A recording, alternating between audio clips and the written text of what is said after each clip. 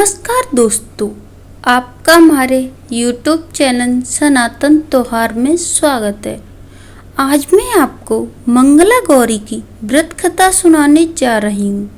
अगर आपको कहानी पसंद आए तो कमेंट बॉक्स में कमेंट करके मंगला मैया की जय अवश्य लिखिए। साथ ही आप मेरे चैनल पर नए हैं तो सब्सक्राइब कीजिए और बेल आइकन पर क्लिक जरूर कीजिए, जिससे मेरी वीडियो के नोटिफिकेशन आपको मिलती रहे। अब सुनिए ये कहानी।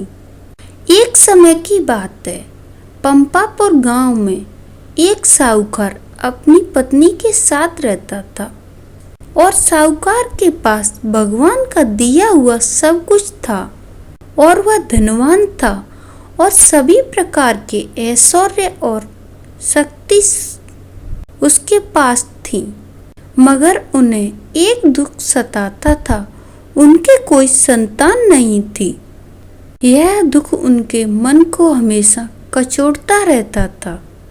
एक दिन की बात है, एक दिन एक साधु महात्मा वहां से गुजर रहे थे और वे साहूकार के घर आ गए और साहूकार ने उनका बहुत आदर और सत्कार किया और साधु महाराज को अपनी निसंतान होने की सारी बात बता दी।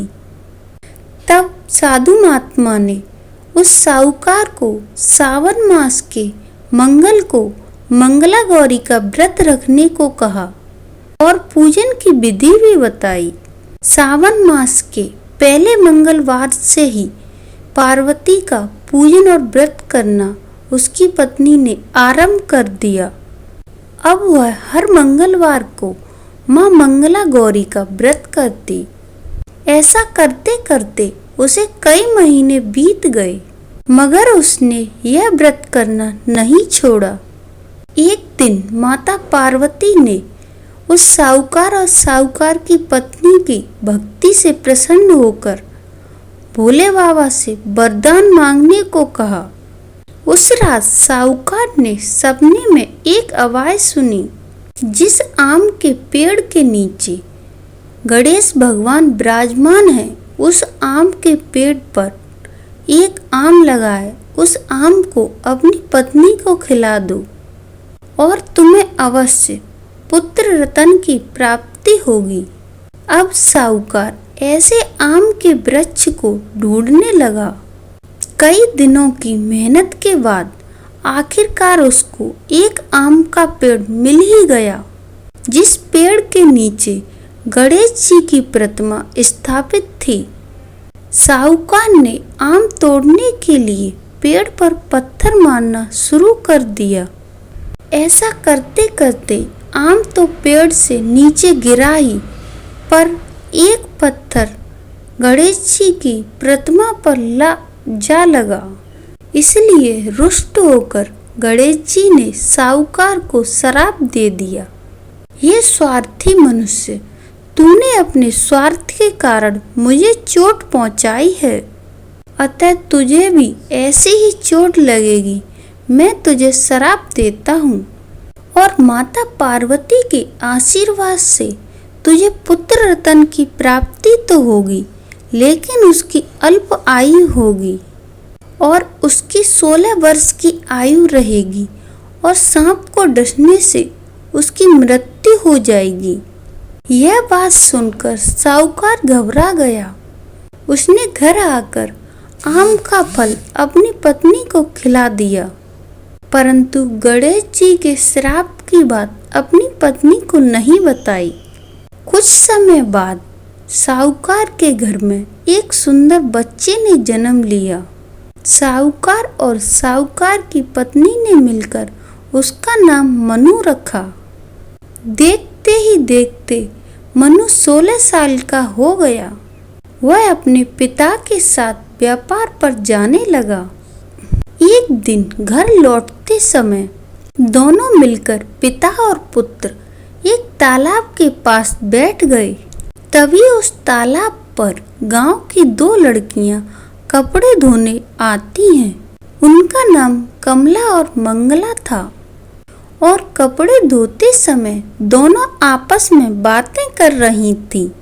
कमला ने मंगला से कहा, क्यों, तुझे याद है मैं कब से मंगला गौरी का व्रत कर रही हूँ। अब कुछ ही मंगल के बाद मैं व्रत का उद्यापन करूँगी।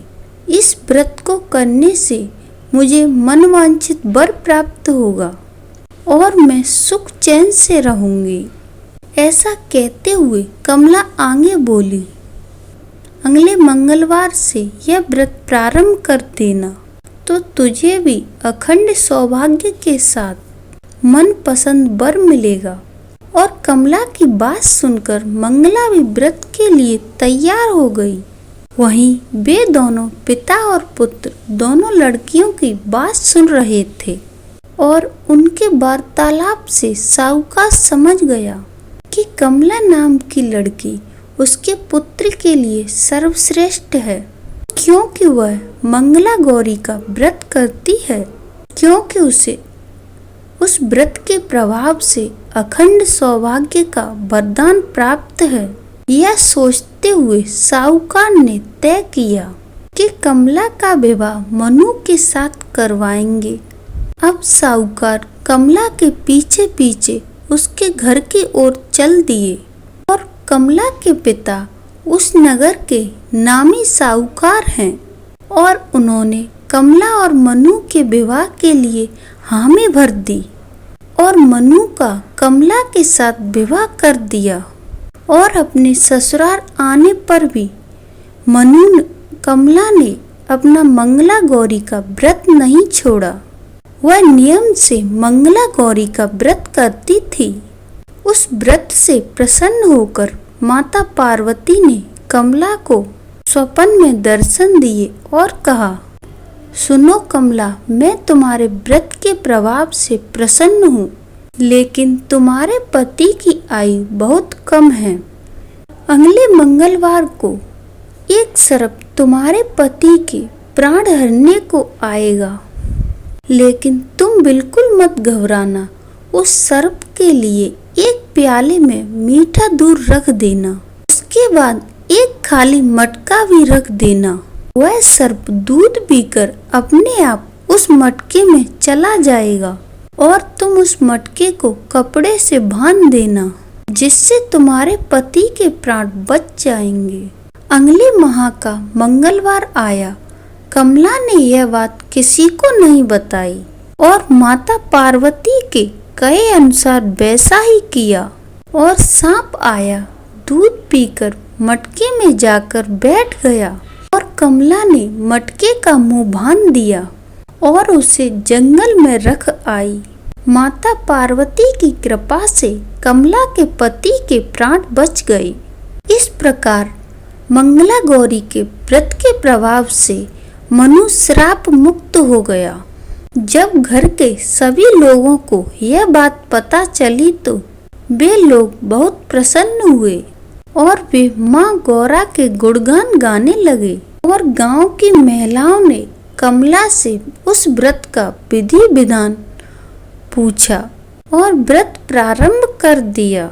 कमला ने अगले मंगलवार को मंगला गौरी व्रत का उद्यापन किया और खूब धूमधाम से किया।